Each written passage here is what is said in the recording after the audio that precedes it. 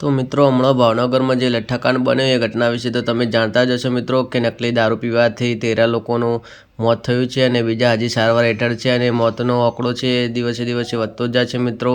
અને તમને ખબર હશે કે આ ઘટના વિશે કે કેટલો માહોલ મતલબ ગરમાયો છે, રાજકારણ પણ ગરમાયું છે મિત્રો। તો આખી આ ઘટના શું છે હું તમને જણાવી દઉં। તો મિત્રો એ પહેલાં જો ચેનલ ઉપર તમે પહેલી વાર આવ્યા તો વિડીયોનો લાઇક અને ચેનલ સબસ્ક્રાઈબ કરી દેજો, તો તમને આવા અવનવા સમાચાર મળતા રહે મિત્રો। તો આ લઠ્ઠાકાંડ વિશે વાત કરીએ તો એમાં થયું શું હતું તો તમને જણાવી દઉં કે ભાવનગર જિલ્લાના ઘોઘા તાલુકાના ગારકડી ગામમાં નકલી દારૂ પીવાથી લોકોની તબિયત લથડી હતી અને લોકોના મોત થયા હતા। તો આ ઘટના હતી, એમાં એક પાર્ટી હતી અને પાર્ટી દરમિયાન દારૂ પીવામાં આવે તો અને આ દારૂ હતો એ એમાં જે બ્રાન્ડ હતી RS એ અસલી હતી, પણ જેમાં દારૂ હતો અંદર એ નકલી હતો મિત્રો, જેને લીધે લોકોની તબિયત બગડી અને લોકોનું મોત થવા લાગે મિત્રો। અને મૃત્યુઆંકની વાત કરીએ તો 23 ઓગસ્ટ સુધીમાં જે આંકડો હતો એ 13 થઈ ગયો છે મિત્રો। 13 લોકોના મોત થયા છે મિત્રો અને બીજા હજી સારવાર હેઠળ હોસ્પિટલમાં જ છે। અને જો આ દારૂથી કેવી રીતે મર્યા તો એનું કારણ એ હતું કે જે આ દારૂ બનાવવામાં આવ્યો હતો એમાં મિથેનોલ કરીને એક રસાયણ આવે છે એ ઉમેરવામાં આવ્યું હતું અને આ જે મિથેનોલ છે એટલું ઘાતક છે કે તમે એનાથી ગંભીર અસર તમને થઈ શકે છે, જાનહાનિ થઈ શકે છે અને મૃત્યુનું કારણ પણ બની શકે છે મિત્રો। તેમાં જાણવા મળ્યું હતું કે 38% તો મિથેનોલ અંદર ઉમેરવામાં આવ્યું હતું, એના લીધે દારૂથી એકદમ ઝેરી બની ગયો મિત્રો અને લોકોનો મોત થવા લાગ્યા મિત્રો।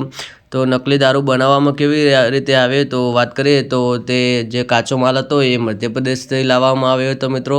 અને એમાં જે કાચો માલ હતો એ ગુજરાત ભાવનગરમાં લાવીને તેને મિક્સ કરીને દારૂ અહીં બનાવવામાં આવ્યો હતો મિત્રો।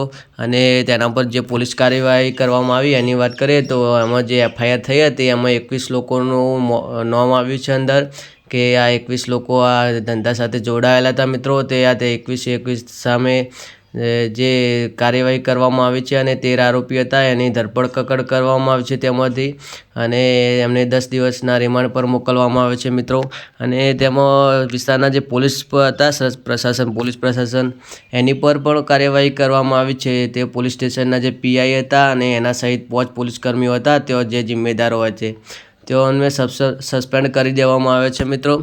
અને મહત્ત્વની વાત એ છે કે આમાં ગુજરાતમાં તો દારૂબંધી હોવા છતાં આટલી મોટી માત્રામાં દારૂનું નેટવર્ક ચાલે છે, તો આના લીધે રાજકારણ પણ ગરમાયું છે મિત્રો। અને જે ગુજરાત સરકાર છે એના પર પણ સવાલો ઊભા થયા છે મિત્રો।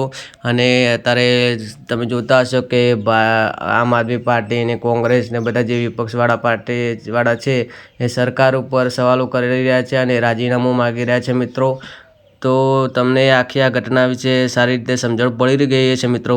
તો જો મિત્રો તમને આ વિડીયો પસંદ આવે તો વિડીયોને લાઇક અને ચેનલ સબસ્ક્રાઈબ કરી દેજો, તો આવા નવા વિડીયો મળતા રહે મિત્રો। તો વિડીયોમાં બસ આટલું જ। જય માતાજી।